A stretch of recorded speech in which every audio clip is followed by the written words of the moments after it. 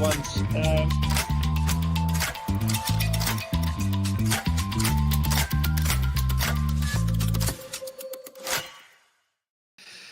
Hello, boys and girls. This is a late coffee with. It's Friday evening here where I am, which is the Costa Brava in Spain. Wherever you are, still it's Friday. And I know it's the end of the week, but it's also the beginning of something exciting, isn't it? Your team is about to play, maybe tomorrow, tonight, Sunday. And before it all starts and we get all the stories on what's going on in those clubs, I felt that it would be a good idea to take stock and look back at what has happened this week. But I want to start with something we prepared, reels that my team has prepared that has to do with something that I'm sure you know about it. But if you don't, you're going to hear about it. There it goes. A commentator asked me once, can you do anything? Can you get anything done on a cold afternoon, rainy afternoon in the Midlands, in the middle of autumn? And I said, I don't know. I'll find out one day. Well, confirmation. You can get things done on a cold, rainy autumn afternoon in the Midlands, which is where I am. This is where a lot of the magic of Aston Villa happens. And I've just been having some interviews with some key members of the club and the men's first team for the book that I'm writing. Grew up in a hotbed of Albion with Punjabi Villans, there you are. And this is a reel that tells you that there is a new cover, a new name, and I'm preparing the first part of the book is ready. That's the biographical part. Talk a lot about Unai. The second part, where I go in detail into the club, that's the part that needs to be written yet. But we're doing pretty well with the pre-sales. I think we're number one Aston Villa best sold book in Amazon. I haven't written it yet. Anyway, those are pictures of meeting them, and then I went down to the page. I was with some of the coaching staff. Cover and the name of the book, Rise of the Villans. I love it. Rise of the Villans. It's got depth in it. It's like a movie. Rise of the Villans. Because you see this, it's a rise from where Villa was, and they are the Villans, the disruptors. I don't think it's spelled differently. It sounds the same, I think.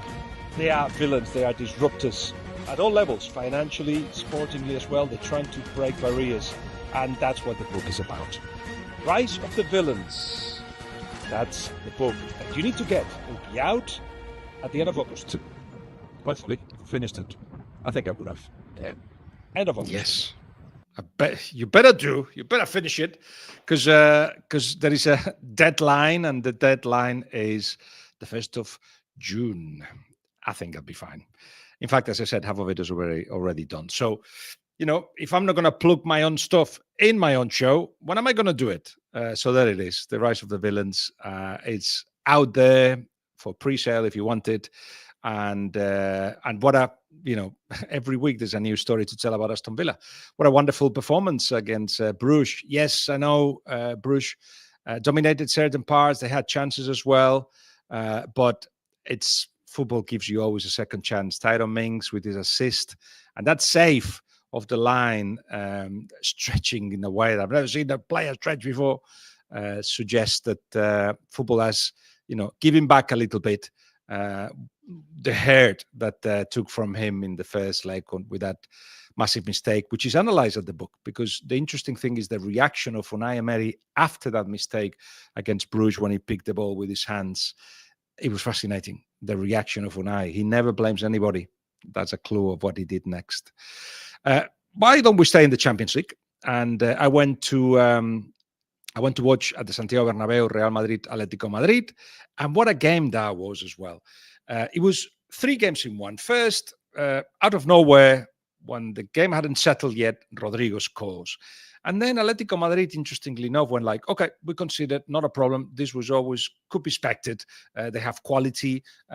Goals come, not based on performances. First goal has come in. Now we go. And Atletico Madrid, little by little, started taking possession of the ball, dominating matters. And as a consequence, they got their goal. Julian Alvarez, who I spoke to him after the game, and he quite clearly said that he had in mind to do what he did. when he got, remember, he was on the left-hand side, gets into the box and finds a little bit of an angle, boom, and he goes into the top corner. Because twice he tried to do it and he couldn't. And he thought, next time I've got the opportunity and a bit of a space, I'll do it. And with that, Julian Alvarez becomes a little bit like a Real Madrid player for Atletico Madrid. What I mean by that is somebody that can do stuff out of nothing. He's got 22 goals already. 8 goals have broken a 0-0 result. And this Atletico Madrid, that's the best counter-attacking Atletico Madrid in history. They scored that way 15 goals. 5 of them come from Julian Alvarez. 5 counter-attacking goals that he has finished. The problem was in the second half, they started the same, and then they conceded out of nowhere against the tide. Brahim Diaz, I'll tell you about his goal in a minute, scores 2-1. And after that, I think both coaches were happy with the result because Simeone feels that at home things will be turned around. And to be honest, in 5 occasions, he's gone to the second leg at home with 1 goal difference. And in 4, he's gone through. So he thinks he can do it. But Jude Bellingham will be there. And he wasn't in this game. Neither was Ceballos, who's injured, of course. And that meant Real Madrid could not control matters. There was not much link between the forwards weren't at it, especially without the ball. But with the ball, they just Vinicius and Mbappe didn't do very well. The midfield just didn't link matters, and they didn't stop Atletico Madrid creating either. So it wasn't a great Real Madrid, but it was a Real Madrid without Bellingham. I think he'll become better with Bellingham. But as I said, Brahim scored out of nowhere. And this is a player that I love because I know him for a long time. We exchanged time together when he was at Manchester City and then ended up at Real Madrid. And he just takes advantage of every opportunity he's got. In fact, he was perhaps the only player that gave absolutely everything in that game, absolutely everything, with and without the ball. And in the goal, he got into the box, he told me, got into the box with the idea of passing because he was surrounded by 5 Atletico Madrid players. And then he tried to go to his left, yeah. His ankle twisted, not on purpose, and he felt like he was falling, which deceived the Atletico Madrid centre-back, Jimenez, who fell. And then there was a little bit of a gap. And at that point, he thought, you know what? No, I'm going to change my mind. If I do a little touch, then the well opens up, which he did. And then he scored a fantastic goal to the left-hand side of the goalkeeper. I know a couple of journalists, friends of his, have said, oh, yeah, he's done that in training. He twists the ankle on purpose. And no, it was a bit of an accident, but you can take advantage of accidents and help your team, which he did. The thing is, when Bellingham comes back, probably he'll nap it on the bench because you would think Rodrigo, Vinicius and Mbappe will start. Or front Mbappe, after he got extracted a tooth, he hasn't been at his best. And that's 2 games, Betis and Atletico Madrid. But on the back of that, he scored a hat-trick against Manchester City, so he should come back. He should come back sharper soon.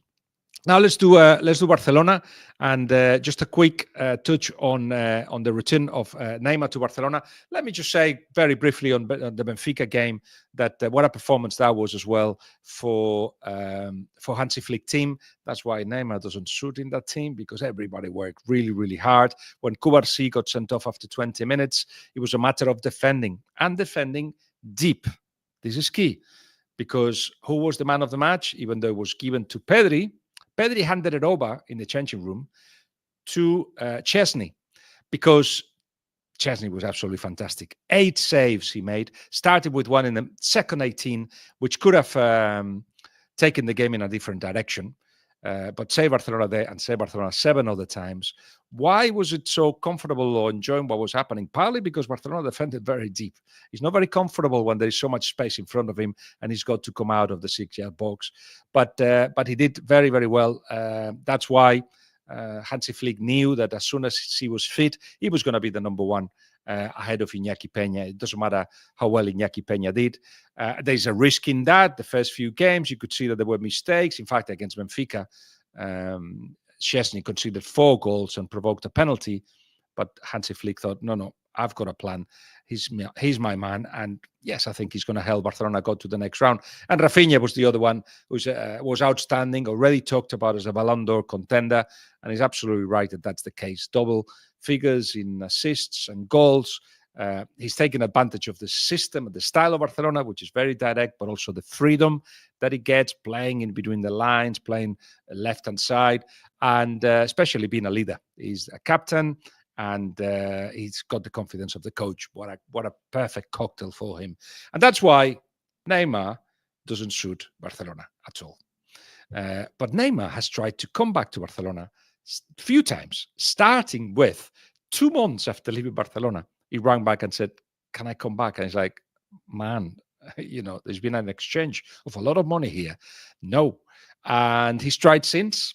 Every time an opportunity has been for him to leave, and now he would like to come back to Barcelona again.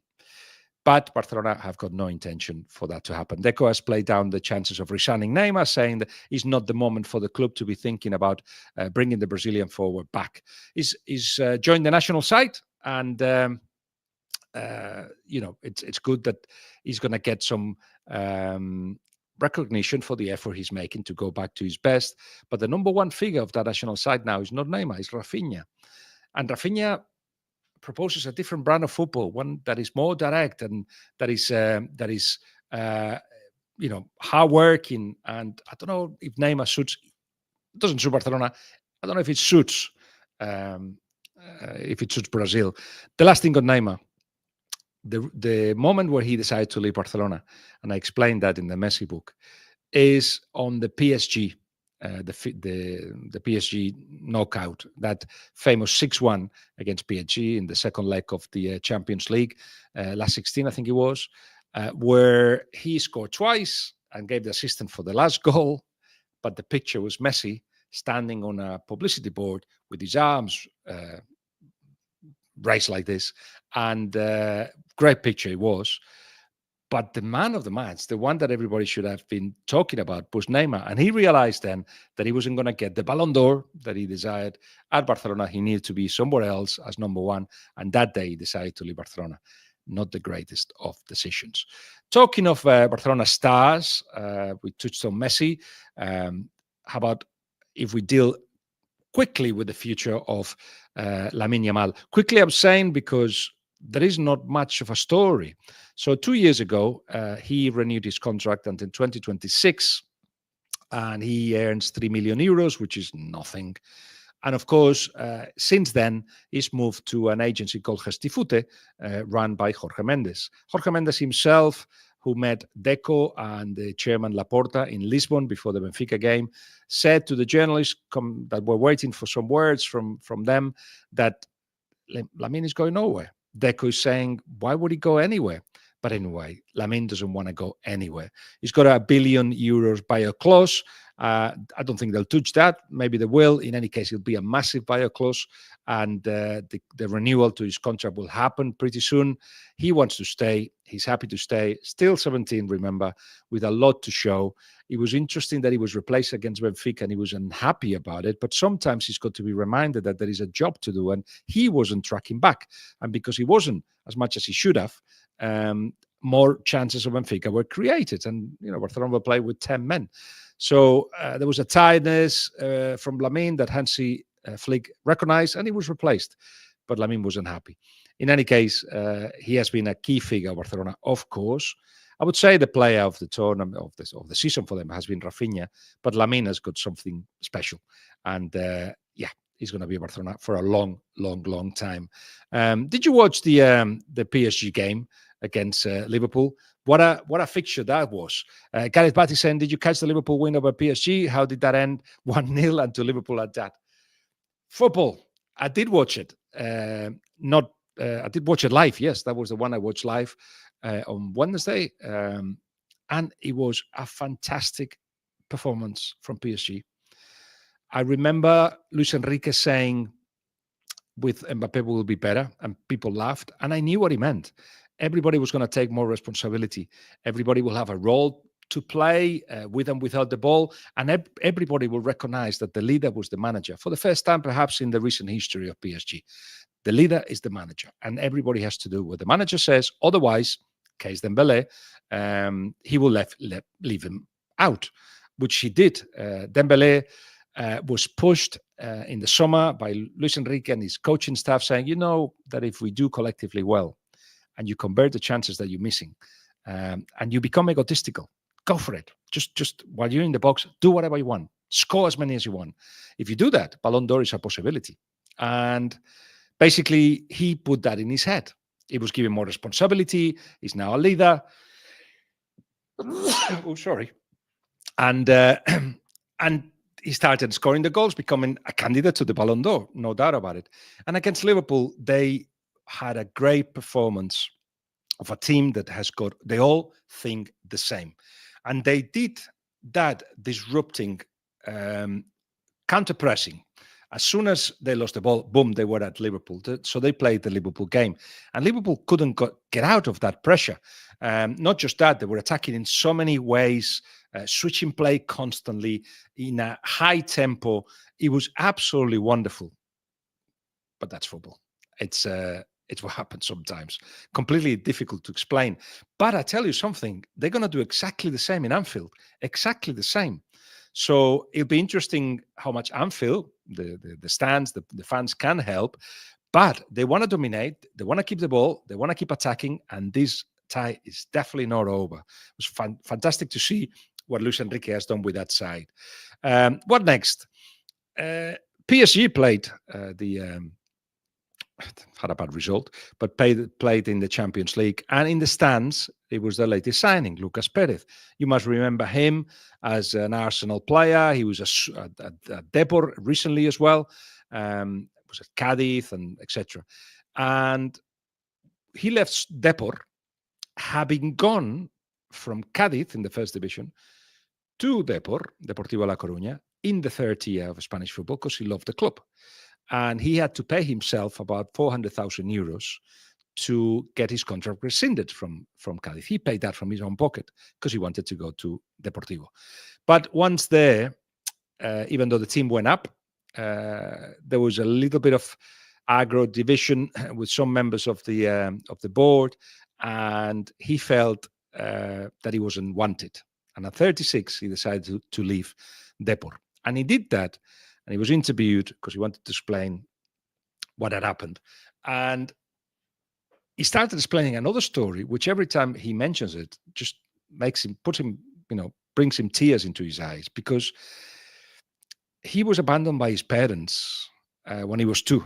And this is a reminder, by the way, that every footballer has got a massive story to tell. Not everybody wants to do it for whatever reason. Obviously, it's the private life, but sometimes to have the platform to actually tell the story, just take some demons out of the body, as Lucas Perez did.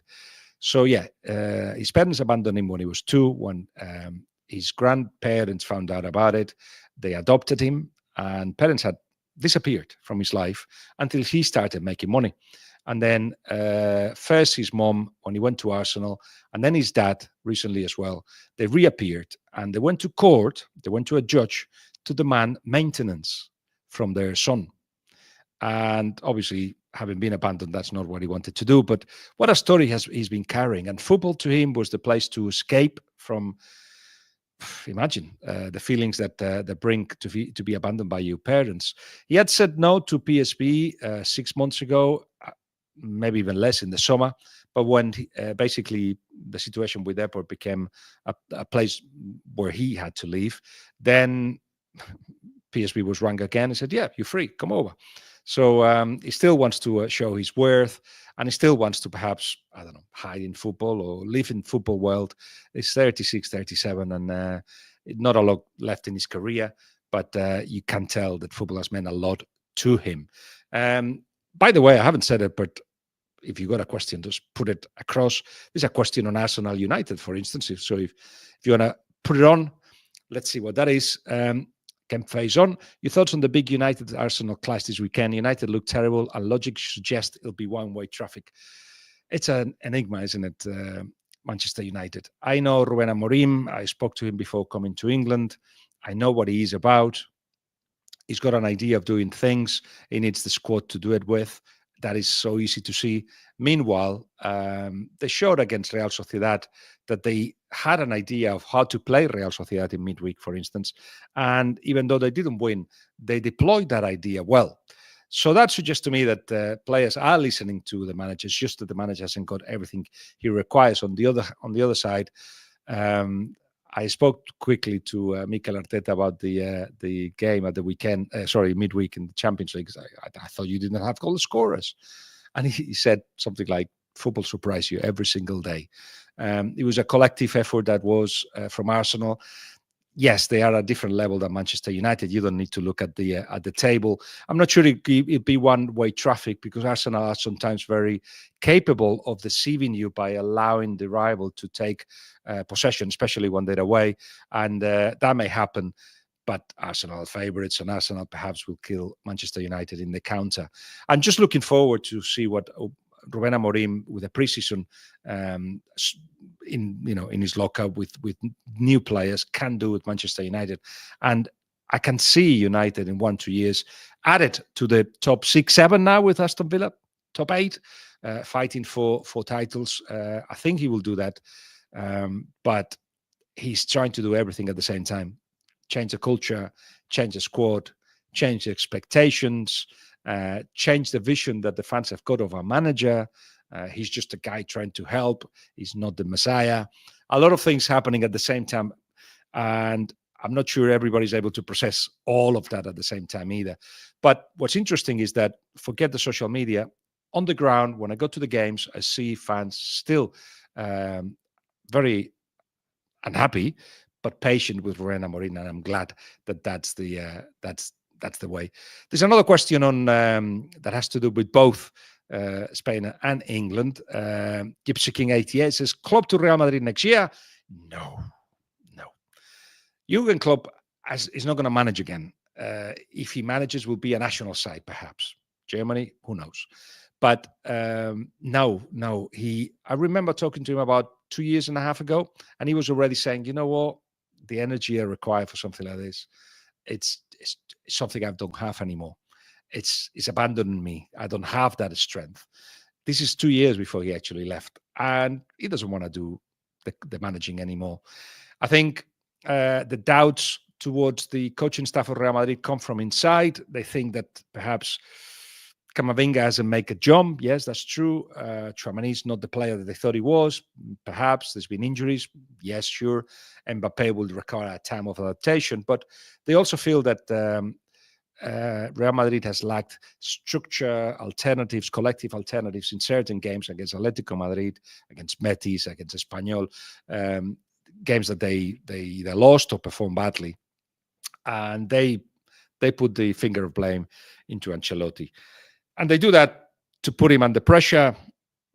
So he gets to a point where basically Real Madrid can decide, having shown that there is pressure, having shown that Ancelotti is not fulfilling the briefing, that it's time to move on. And then that will be, I think, with Xabi Alonso.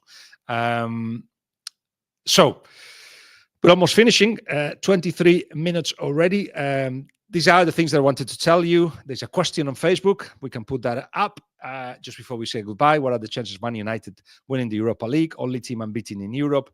It is possible. Real Sociedad was definitely a big test.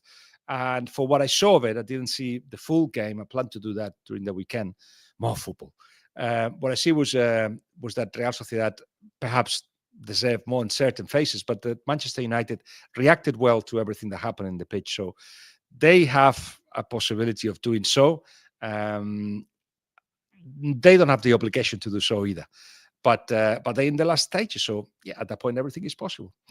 So that's it. I've given you 24 minutes. It's time for you to enjoy your Friday evening and mine. And I tell you what, we'll meet next week again. Remember, I'm on Facebook, on X, on Blue Sky, on Instagram, on YouTube, and this is where also I meet you in this kind of private conversation and coffee with. So, Highbury Local Bacha, thank you very much, and I'll see you next week. Bye-bye.